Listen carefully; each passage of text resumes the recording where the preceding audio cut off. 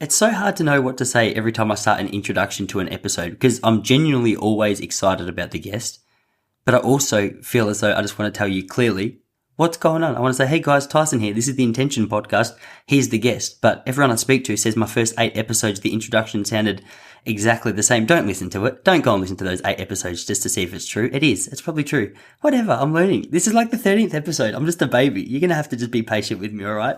I'm super excited for today's guest though. Her name's Cait Flanders. She's in America. Now, she's a blogger, but she started out about 6 years ago, 2011. She was in $40,000 worth of debt. She realized that something had to be done about that. So she started a blog with the idea of just keeping herself accountable. Every time she spent, she would keep track of where that money was going. And before she knew it, she had done so well that she had dug her way out of that debt. I think her message is really inspiring, not just for people in debt, but for people who are trying to get a bit of a grasp on their money. She's got a really practical way of approaching the money situation that I just find so refreshing. She's just finished her first book as well. I'm not going to say too much about it because we speak about it more in this introduction. We speak about it more in this interview. So when the music's over, after my introduction, the very first question I ask her is, hey, tell me a bit about this book. That book is coming out very soon. And the question I ask her is way out of context. So I just had to provide you with that little bit of information so that when you hear me ask her about the book, you know what the heck I'm talking about. Guys, seriously glad you're back. If you got any feedback, anything you want to know, get in touch. All details at tysonpopplestone.com. Apart from that, I'll get out of your way. This is me and Cait Flanders. Enjoy. I'm the soul challenger. I'm the road damager. Now behold the cold and the straight magical. Cause the sky brings fires and the strong grow weary. The heroes built blood in a blast and a fury. Pray on the power and pray to your father. Cause all of the quakes in the universe resonate to your heartbeat and your faith. I've got to hear about this book. You've told me over the last couple of weeks you've been working so hard on it. Give us a rundown on how it's all been. Yeah, so I'm writing a book called The Year of Less, and the timeline of it is essentially the first year. I did a 2-year shopping ban, but the timeline is essentially the first year of it, and but also just weaving in a lot of experiments I've done throughout my life where I've experimented with consuming less of other things. So, the shopping ban, obviously I'm consuming less stuff. And in that time, I also decluttered and got rid of like 70% of my belongings. But yeah, I was just, I've experimented with consuming less and now no alcohol. Even just eating better food, so eating less junk food. And yeah, so it's a self-help memoir, I guess is like the genre they would put it in. And it's just funny. I thought that, not like I thought writing it would be easy because it's my story and you know it so well, but I had this outline for it, right? Like I had worked on a proposal, we sold it to a publisher. And so you have it in front of you, like, what do I need to write about for this chapter? Oh, all of these things. And so I thought it would be easy-ish. And it was just a lot more emotional than I expected. Like I would have days where I was so drained after. I had days where I cried while I was writing.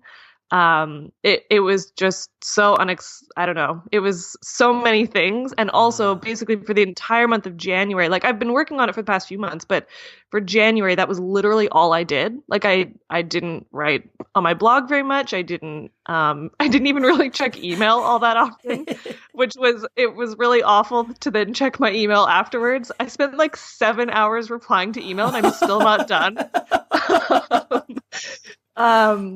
But yeah, in January, I was like totally isolated. I saw like a couple of friends the entire month. And so when I finished, I had so many friends be like, what are you doing to celebrate? And I can't really explain it. I was so exhausted and not in like I just did this really difficult thing. Like to be able to write a book is such a privilege.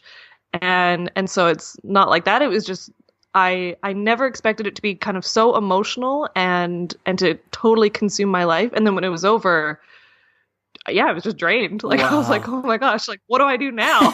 I can imagine it's like you've just finished high school and you've no longer got the requirements to get your homework done. But what made it so emotional, Cait? There's a lot of stuff in there that I've never written about on the blog before. So, I mean, like, or have briefly mentioned, but just never really talked about. So there's memories of like the first time I ever drank, which like I was only 12 years old, and just sort of like what alcohol, what its role was in my life, all growing up. Yeah.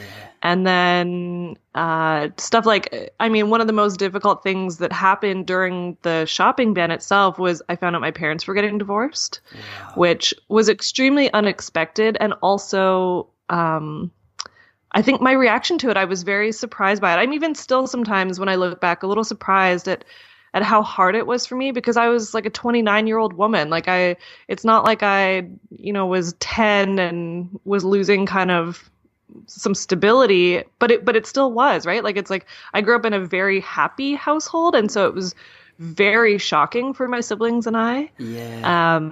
And then really to write about it, I've never written about it. I've mentioned on the blog that my parents split up, but I've never ever dove into like how I felt during that time. Yeah. And so just to really open up about it all was, yeah, it was a lot. Man, are you a sentimental person most of the time, or do you think just such a focused effort on the book made it even more so? Yeah, I am pretty sentimental. I mean, about different things. Like, I mean, the family stuff, the things I grieved were like, you'd lose like the traditions of little things. Like we had like our own little language and like words that we used, and you know what I mean? Like, and so I didn't know that that's what I would be so sentimental about, but things like that were what was so hard. So yeah, no, I'm pretty sentimental, but really writing about it opened up a lot of, I don't know, like, just because I had never written about it before, and it's been 2 years now since that happened.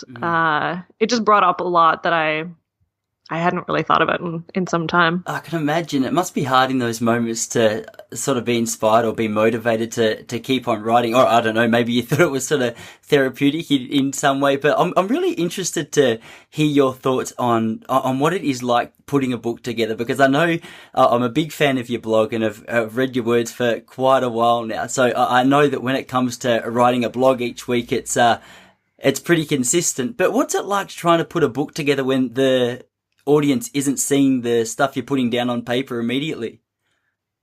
Oh, that's a good question. I will say I've heard, and I would totally understand this, that it is difficult for most bloggers to then write books, because in a blog post, you like address, or like you present and address a problem, and you usually fix it within like 1,500 to 2,000 words.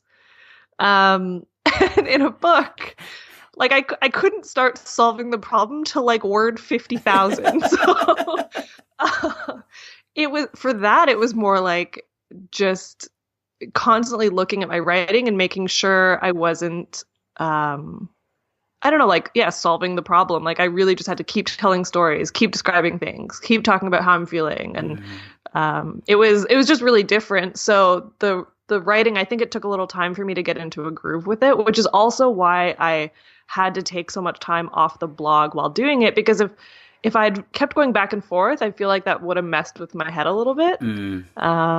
Because it's still like my writing, but it's just it's different, right? So yeah. Anyways, so from cover to cover, from the moment you started to the moment you finished your manuscript, what time length are we speaking?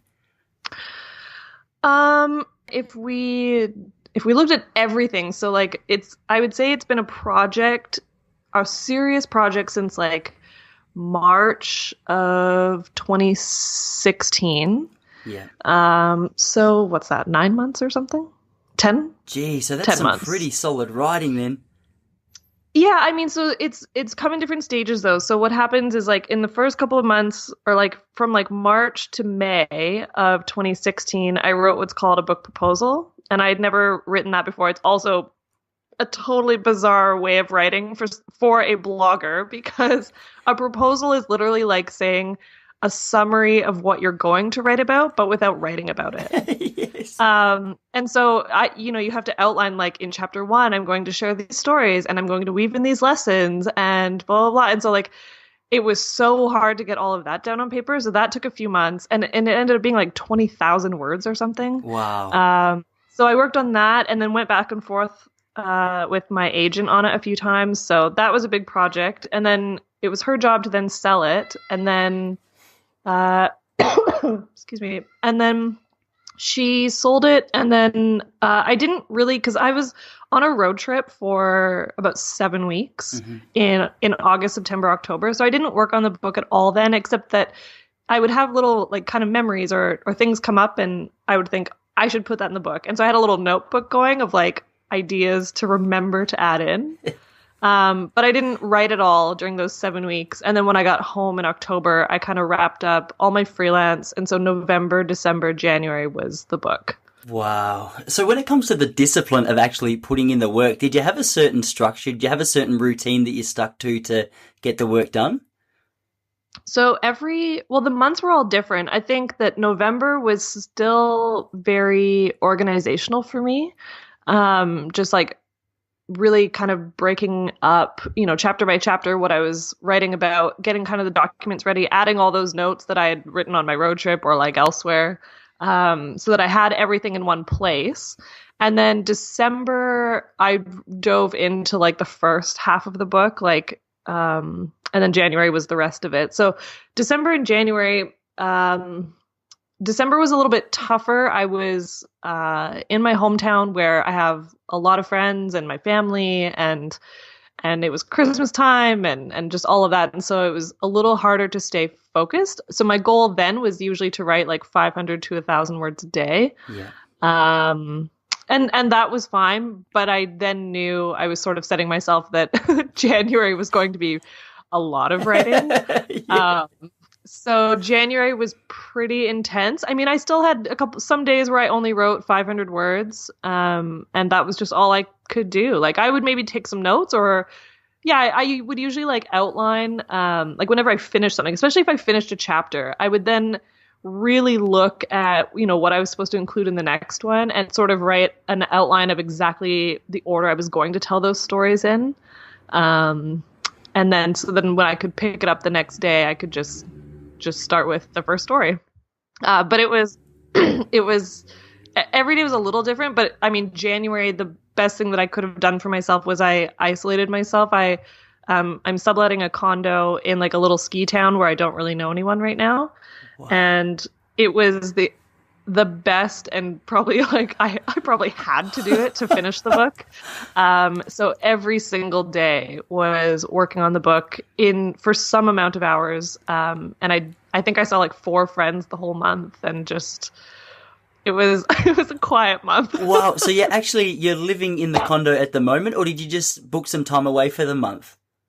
I'm still here right now. I got it for 2 months, so I got it for all of January and February. And so it's because it's one of my favorite cities, and actually one of the coolest things that sort of come from it is I've decided I want to move here permanently. That is amazing. It's a little town between Vancouver, BC and Whistler. And I have come here so many times in the last few years. And then being here now for 2 months, I'm just like, I already feel sad that I have to leave at the end of February. Yeah. So I'm like, I just take that as a sign that like I haven't had a place that's like ever really felt like I could settle there and really want to build a community there. And this feels like it, which is just totally bizarre for me. That's really cool. What do you do in your downtime when you're not writing? Or now you're finished writing, what do you get up to? I mean, I'm still working, but on other things. So, I mean, I ignored work for like most of December and January, and like just sent a lot of apologies to friends being like, I'm really sorry, or like people that I work with and just saying, I'm sorry, please deal with me being scattered for a couple of months. So February is like, I have a lot to catch up on. Yeah. And then my friend Carrie and we have to like launch a new season of our podcast. And I haven't written on my blog in like 4 weeks. So I have like a bunch of things to do, but when I'm not working, I mean, I love just being outside. I love hiking. It's winter here, so going snowshoeing. And Squamish is known as which is where I am. Squamish is known as the outdoor recreation of Canada. Oh, wow. So you got plenty to get up to there.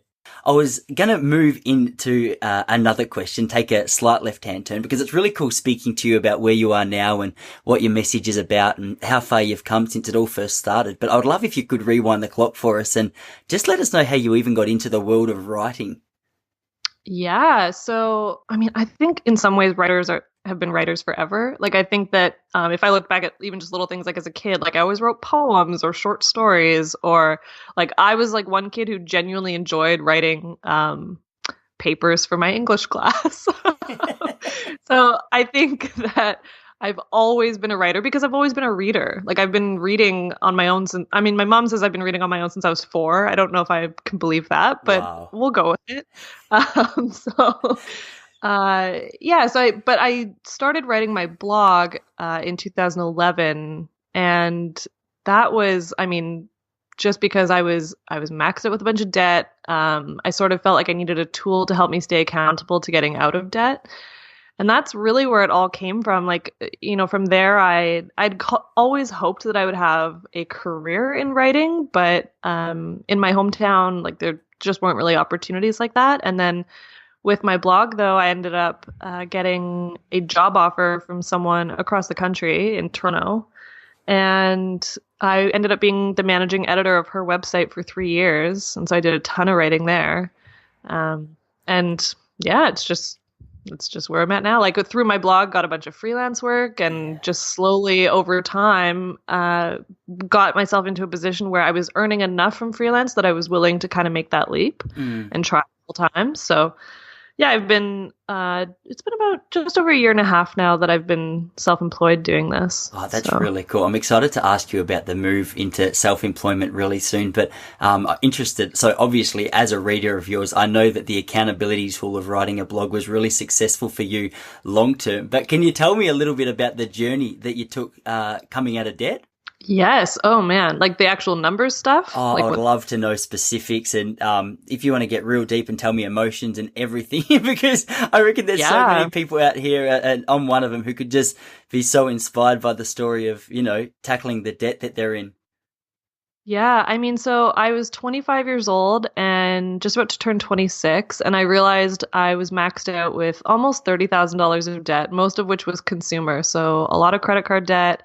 I had financed a car at some point, and honestly just made a lot of just really mindless spending decisions. So just using my credit cards like they were second bank accounts, like not a tool to help you build credit. And yeah, so I sort of got into this situation where I was noticing patterns, and my pattern was that for months I would only peel back the corner of my the envelope for my credit card statement, and I would only look at the minimum payment that was due and not the full balance, and I would never look at the list of transactions because I just didn't want to see it. Like I was totally in denial, but I got myself into that situation of one day realizing I had to look, and I saw I was within $100 of my limit. And I also only had $100 in my bank account. So I had to make all of that money last me for 6 weeks.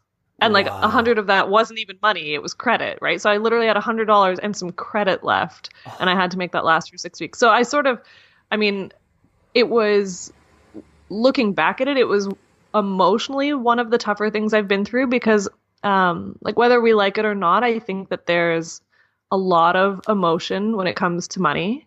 You would think that it should be cut and dry because it's just numbers, right? But like it's not. Like everyone spends money differently. They spend it on different things. The things that you tell yourself about why you're spending money are all different.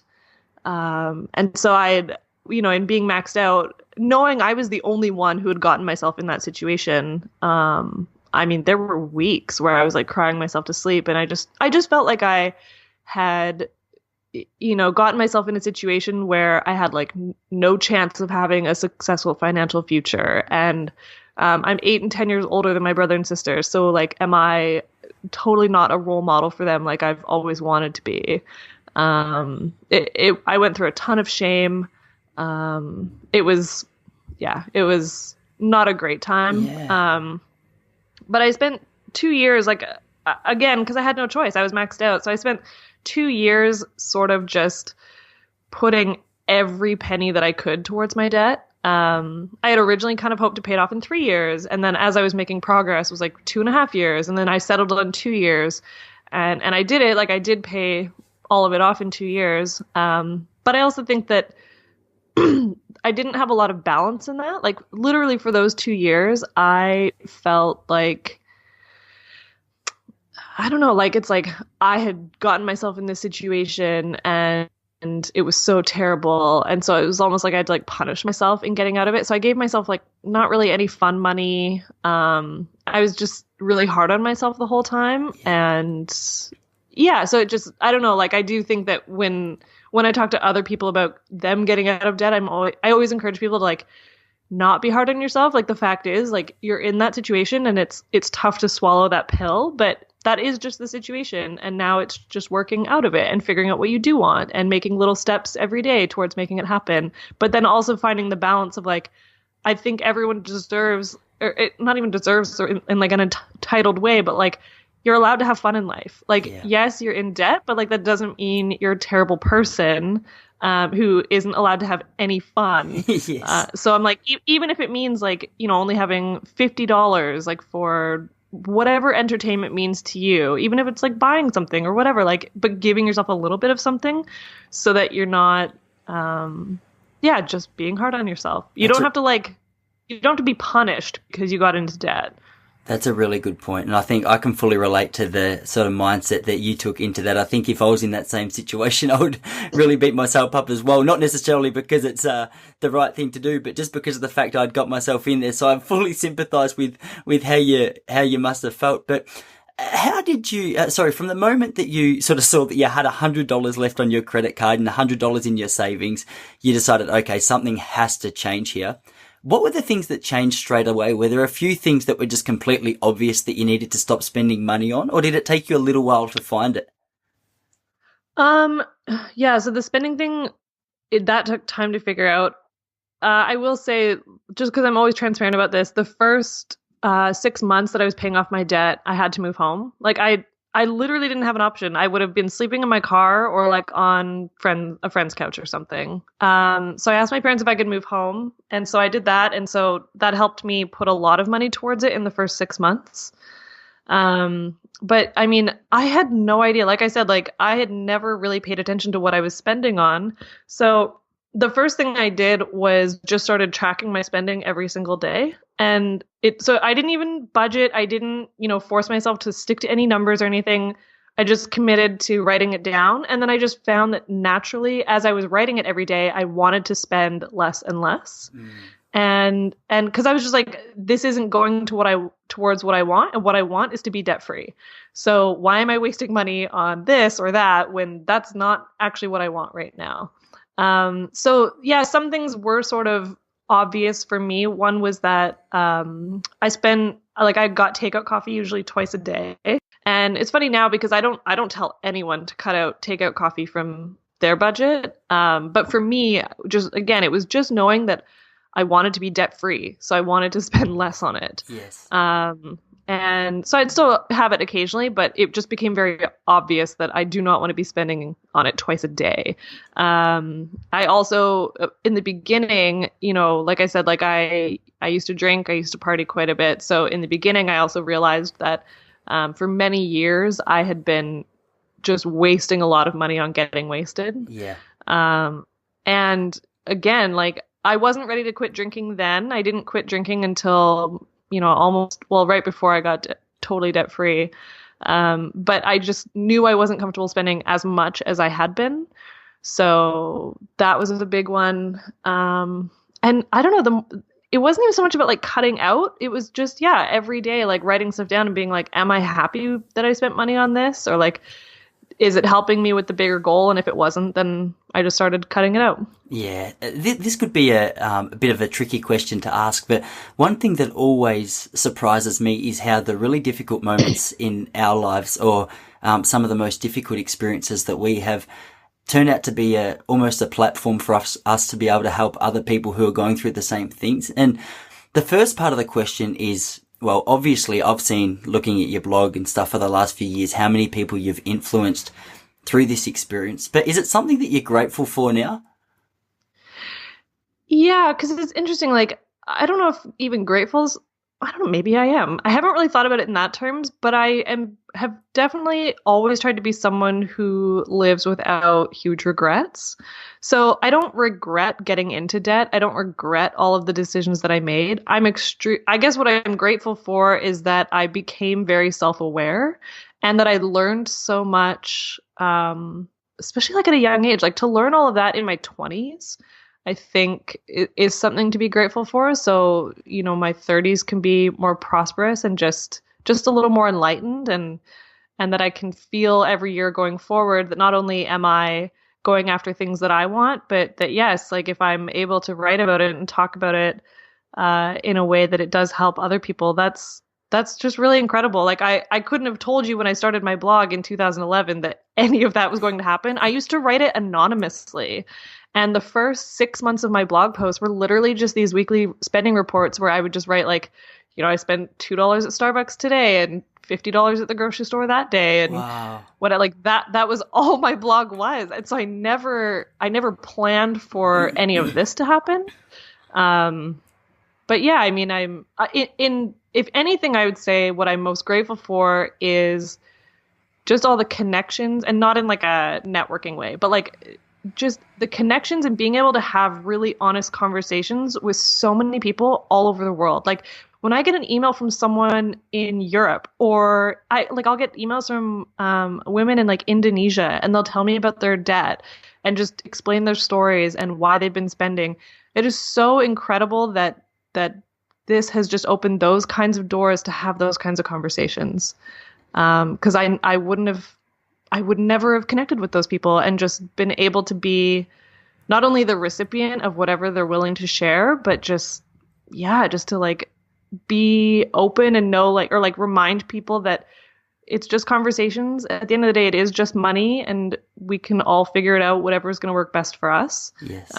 So yeah, that is really cool. That is really cool. It's actually funny you say it. I've spoken to a few bloggers on the podcast, and they all say that one of the greatest things about the field that they're in is the connections that they make. And I've only been in the field now for about 12 months, and already I'm starting to see the same thing. It's really amazing how many people relate to the struggles and things that we walk through. But I wanted to move forward a little. So I find it really interesting that your blog started with you literally just using it as like an accountability tool, and then taking a little bit more shape over time. And then obviously it's sort of broadened its horizons, and it's become more of an intentional living website. I see, I read so many things on your site about living a more simple life, and your one in early Jan about your morning routines and minimalism and things like that. How did you make the transition from writing about escaping your debt into writing about intentional living?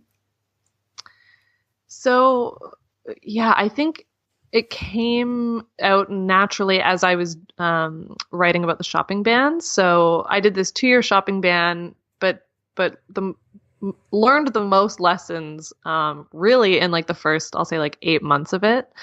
And so, as I was like specifically not shopping, and then just being even more intentional about what I was spending money on, and also at the same time decluttering and got rid of so many of my belongings, it became even more obvious sort of all the reasons that I used to spend money. So I think that spending wise, something that I had never thought of when I was getting out of debt, because I was really only focused on that, right? Like all I wanted was no more debt. So I didn't really shop all that much during the 2 years I was doing that, but it was sort of an unintentional thing that I just did because I wanted to get out of debt. So I wasn't thinking about my habits as a consumer at all. And so when I was, just being more intentional about it, and especially getting rid of things, I realized I used to spend a lot of money on the person that I like wanted to be or thought I should be. Yes. So there were so many things in my home that I could see very clearly I had purchased. Let's talk like even stuff like books. So there were so many things like classics that I would be like, well, I should read all the classics. Or even like self-help books that I had bought so many years ago about like finding more focus or just business things or whatever. And just like really looking at them in the moment that I decided to declutter them and be like, am I even the kind of person that would read this? Like, no, I'm not. Like, I genuinely don't want to read this book. And actually, I will say, like, not that I don't want to read the classics, but like, I wasn't ever making the time for it. And so I just realized, like, I'd really put this, like, sort of label on myself as, like, I should be this, or like, I'm not good enough as I am. And so, like, this would make me better. There were, like, especially things like clothes. Like, I had held on to a bunch of business type clothes, even though I'd been working remotely for years, and now I'm self-employed, right? So I'm like, I literally live in like leggings and plaid shirts. So there's nothing like professional or fancy going on over here. But I held on to all these things because I was like, well, like, that's what you should own. Like, women are told you should own a nice suit, or you should own a nice blazer at least, or all these things. And I was like, I hate all of that. Like, I hate putting it on. I don't feel good. I always feel like I'm pretending to be a grown-up or something. Yes. And yeah, so really just looking at a lot of things around my home and realizing I'd been doing all these things unintentionally, but just thinking that that was what I should be doing. And so really I was just constantly forcing myself to say, like, what do I actually want? Who am I actually? And so it sort of came from there. I think also when you make one change in your life and you start to make progress on it, how do I word this? It's like, you just realize you are in control and you can kind of change anything. It takes time, but like, when I was paying off my debt, like I said, like all of a sudden there was a day where I was like, I also don't want to drink anymore. Yeah. And so then took that on. And then I was also like, I would like to take control of my health and lose some weight, but just like really start being healthier.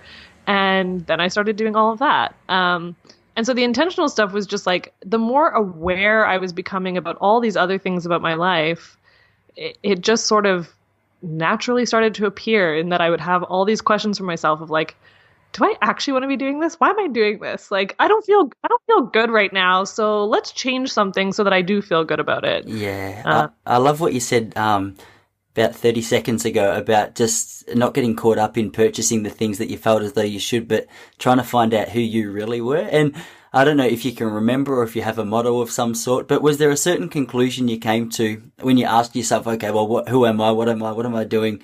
How did you answer that question?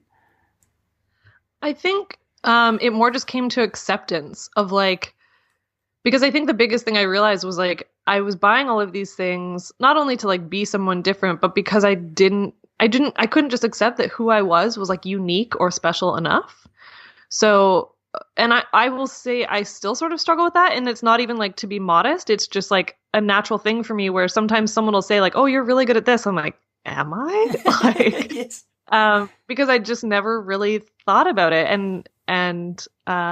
Yeah, so I think that it was really just coming to accept who I am and be okay with it. Like, I don't really have great taste in music. I'm not someone who will pretend to know indie bands or something. I'm like, if I turn on the radio, which isn't even that often, I will probably listen to top 40 and just like, Yes. like accepting that about myself. Yeah, that's you know what so I mean? cool.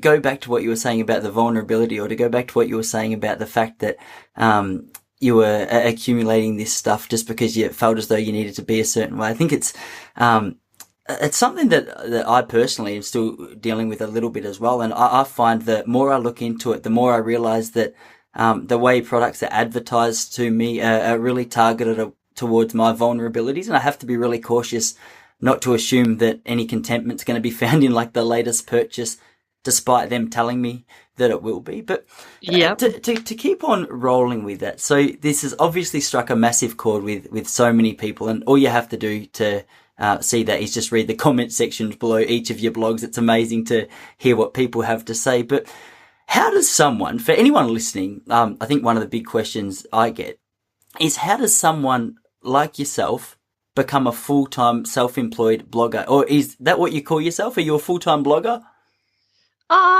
Not really, because I do a lot of freelance writing still. I do less, like it's sort of, even just in that, year and a half that I've been doing this, it's transitioned a lot. Like when I first quit, I only felt comfortable because I had so much work lined up for the next 6 months from clients.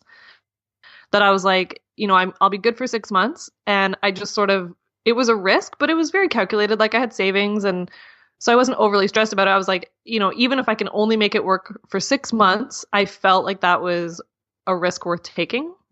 The problem again, I mean, this just shows like I don't always find good balance right away, is that for those 6 months, I worked, I think, more hours than I had been when I was working full time and managing my blog. I don't know, like in that 6 months, I barely saw my friends. I had just taken on so much client work because I had a total like scarcity mindset about it. Like, so I felt like I had to say yes to all of the work that came in because I was worried if I ever said no, that like somehow that would, I don't know, make the world stop inviting work for me or something. Yeah. Like I was like, if I say no once, is everyone going to drop me and like I'm never going to work again? And yeah, so I think that it was a tough first 6 months, and over the last year and a bit, I have scaled back on work and just given myself more time off to do things I like, so going hiking and stuff like that, but just really, again, to use that word, but like being more intentional about the work that I am picking up. So it's taken a long time though. I will say that, like, because people do ask that question of like, oh, how did you do it? And I'm like, to be honest, I started writing my blog in 2011. I also picked up my first freelance writing client in 2011.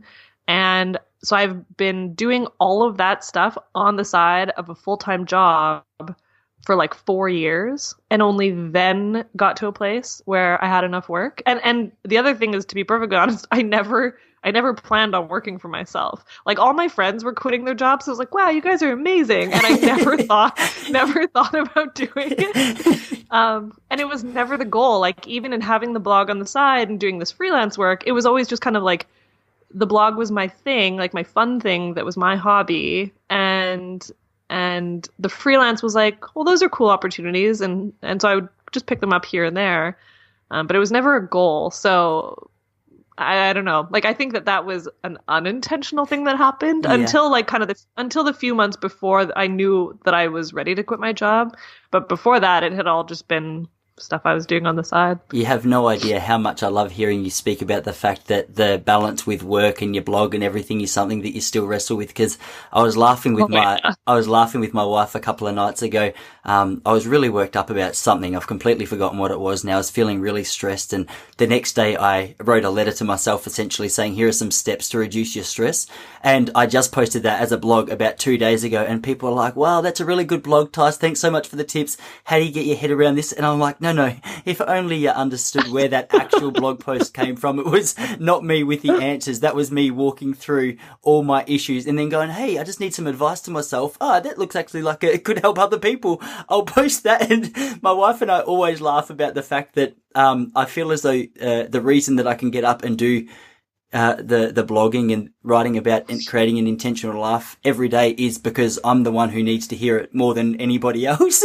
So, yeah. And I think one of the mistakes I continually make is I'll read your words, and I spoke to Anthony Ongaro and Ryan Nicodemus a few weeks ago, and they were both saying that, no, like we fully relate to what it is that you're saying. So every time I hear that, I feel a little bit lifted up. So thank you. Oh yeah. Well, like even like what I'm doing this year, I'm, kind of practicing slow living or just slowing down different areas of my life every single month. And so like January was all about slow mornings. But when I wrote that blog post, I was writing that for me. I was reading all these blog posts coming out because it was like, the end of December, early January, and every blog is like how to conquer 2017 and like lose all the weight and grow all the savings and declutter and do all of the things, and just reading those like makes me feel like I'm already failing. Yes. I read your blog post at the end of last year, and I related to everything you were saying. Just already feel exhausted with all these New Year's resolutions. Yeah. Oh my gosh. And so I made none, except that every single time I feel exhausted, I need to like take a time out, whether it's 5 minutes or the rest of the day.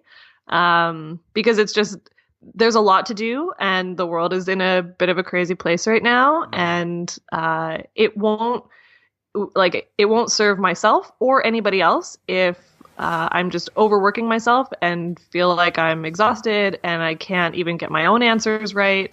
So yeah, just really, really learning how to like take a time out this year. Yeah, that's really cool. Hey, do you mind if I throw a couple of just random questions at you that I've got written down here that I've been really curious to ask you?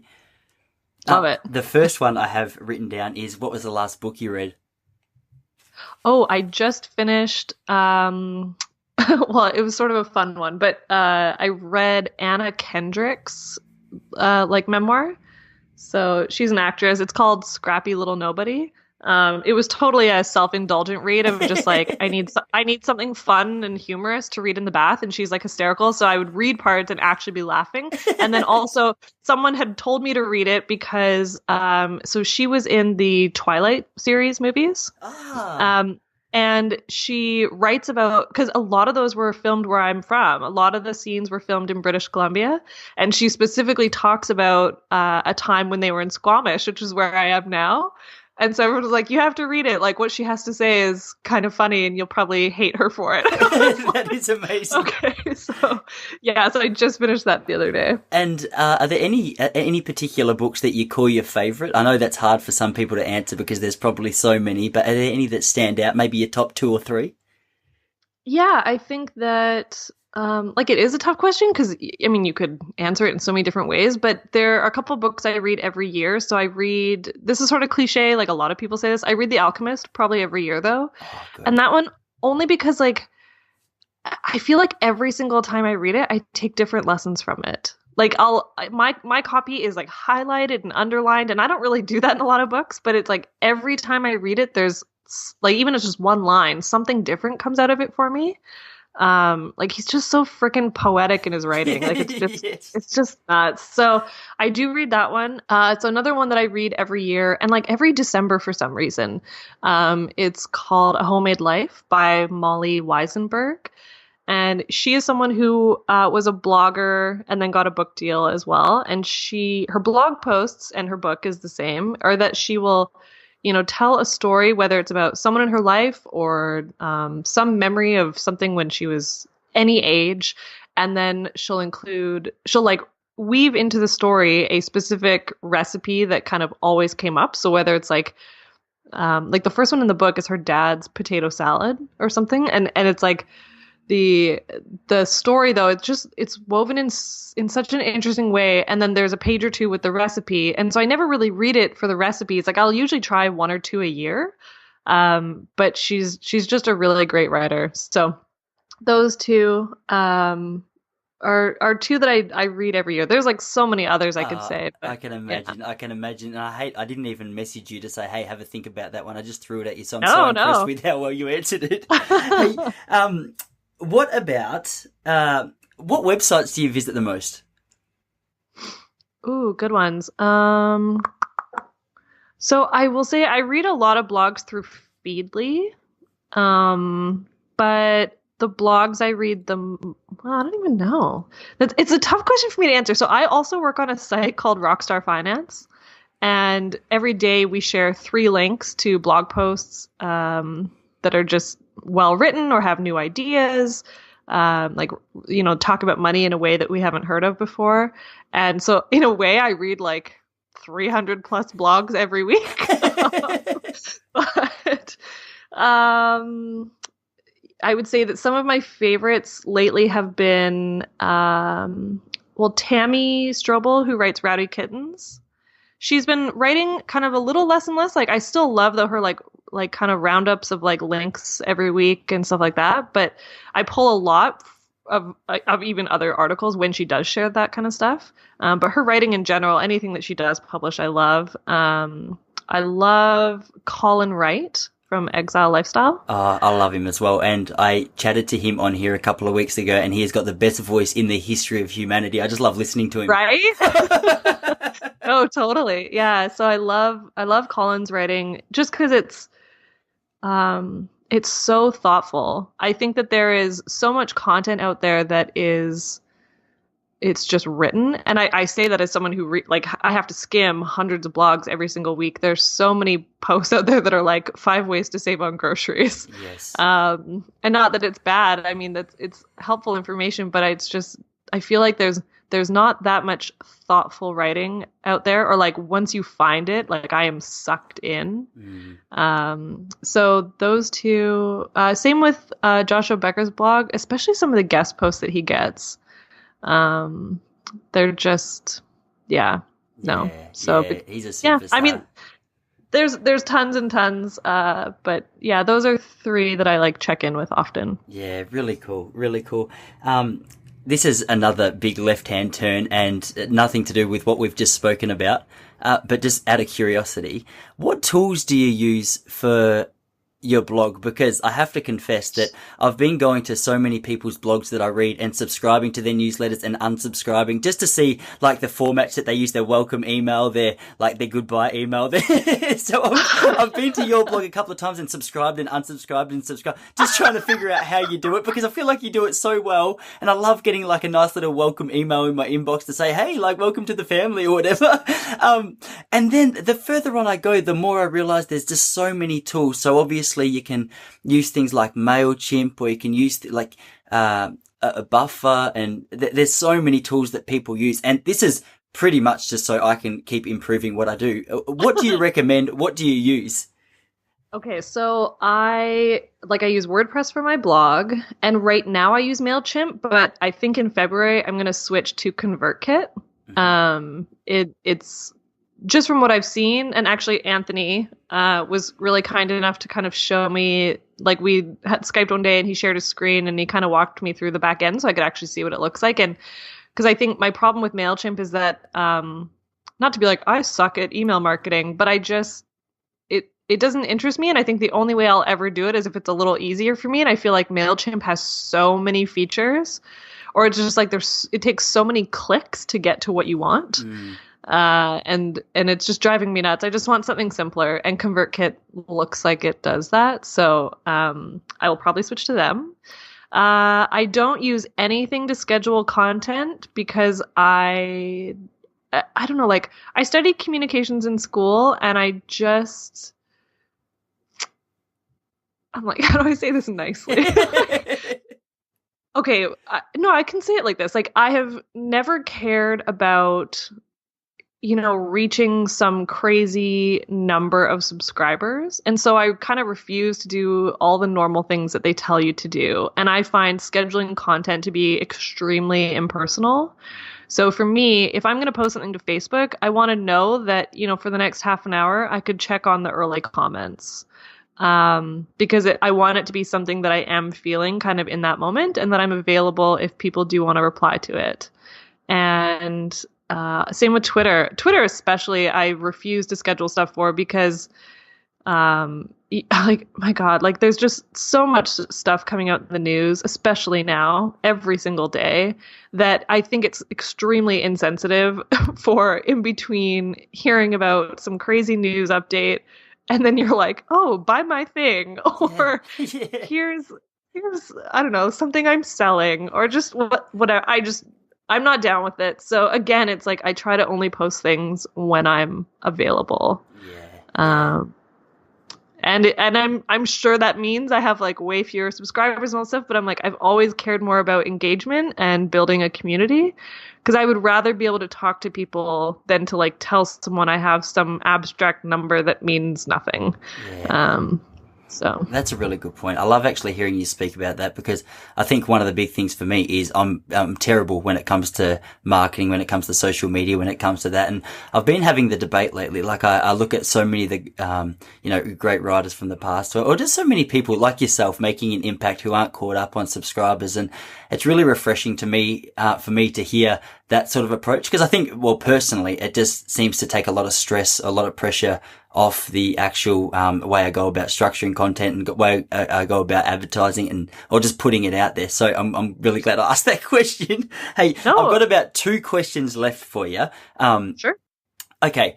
Second last question is another massive left-hand turn. What about the first 30 minutes of your day? Do you have any particular routines that you go through? I know I've just interrupted your morning coffee. No, no, no. I was up at like 6:30, so we're all good. Yeah, that was something I really focused on in January again because I knew that January was going to be like super focused on writing and that if I wasn't careful, I would just lose my whole day and not know what happened. Because that is like on January 31st, I woke up and I was like, "Woo, Happy New Year!" Like the year has finally started.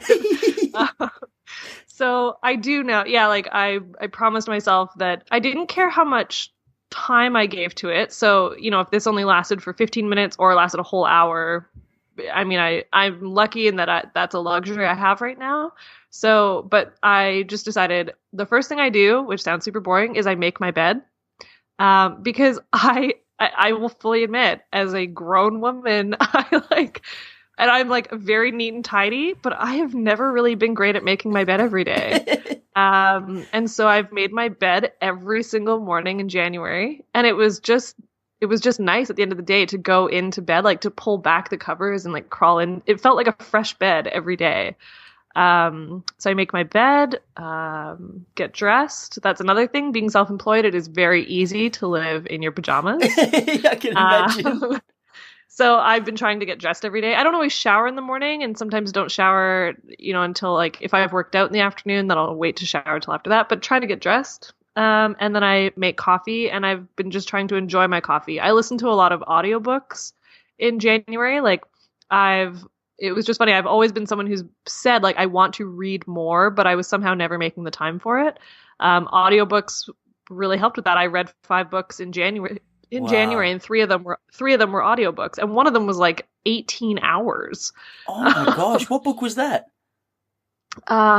Eat, Pray, Love. Elizabeth Gilbert is my girlfriend. I love her. Yeah.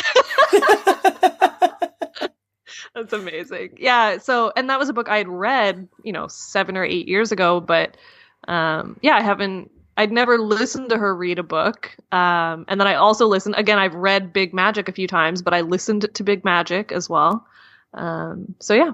Yeah. But Eat, Pray, Love, I mean, it's a lengthy book as it is. And I refuse, like some people are like, oh, I get through a lot of books because I listen at like 1.5 speed. I'm like, I don't like that. Like I like listening to it the way the person's telling it. I like hearing words enunciated the way that they're supposed to be enunciated. Yeah. It was coffee, audiobooks. Sometimes I would skim blogs, but I have been trying to not look at social media too much, especially in the morning. Like, again, kind of going back to that whole, if I have something to say, I will pop on, say it, be around for a little bit, but I don't want to just get stuck in like looking at Twitter all day or looking at Facebook all day. That's a really good point. Seriously, I'm taking little mental notes here because I feel like so much of what you say I fully relate to. Little confession, I went to Nepal last year for a month and speaking about like a retreat style trip, that's what it was. But that's where I took Eat, Pray, Love with me. And every time the boys that I was walking with weren't around, I would quickly sneak it out and have a little read. So wow, that's amazing. It's really good. It's really good. And Cait, lucky last question. If you could leave one message with humanity, this is a massive question, isn't it? I'm sorry to throw it at you, but if there's one message that you could leave, what would it be? Oh my gosh. I'm like, there's so many ways I could answer that. I think though, for everything that I have sort of been through and changed in the last few years, I think one thing that I will always go back to for advice is just to trust your gut. I think that we tell ourselves constantly what we should and shouldn't be doing, and then we like do the opposite. So like when I was going into debt, like I would swipe for things, and my brain and my gut were telling me like you shouldn't be doing this. Like it's you're getting into trouble and whatever, and I would just do it anyways. But I think like your gut is so powerful because it is you. Like it's your voice, and it's telling you something that you genuinely like. You want to do the right thing, whatever it is for you. But for whatever reason, we just very quickly kind of forego it and do the other thing. So I think that trusting your gut in all kinds of situations can just really help you figure out what path that you do want to be on. Yeah, beautiful, beautiful, Cait. Hey, thank you so much. Really appreciate you taking the time to stop by and have a chat. And as I knew would happen, there's just so many pearls of wisdom in what you've had to say. And I'm sure everyone listening is going to be so thankful for it. So, hey, thank you so much for what you're doing. No, thank you. It was so fun to chat too.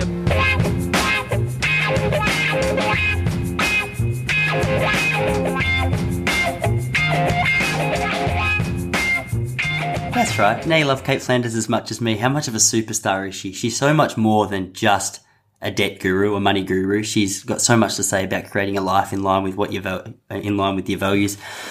I can't talk anymore. Seems to be the same story at this time of the podcast every week, so I'm going to get out of here. Before I do, TysonPopplestone.com/podcast, you'll find the show notes. TysonPopplestone.com/newsletter, you'll find a newsletter that I send out every month on creating space in your life for the things you love. It's got latest updates, latest articles and blog posts and podcasts and a whole heap of little good stuff that you're not going to get anywhere else. So if you want to join up there, a lot of you have been. Thank you. I hope you're enjoying it. I'll send you a welcome email and we'll get that started. That's pretty much all from me, I think. Yeah. Guys, I'll see you next week. Actually, I always say that. I'll see you on Wednesday. It depends how much you listen to me. It might be next week or whatever. Come back when you're ready. I'll speak to you real soon. Big love from London, guys. See you soon.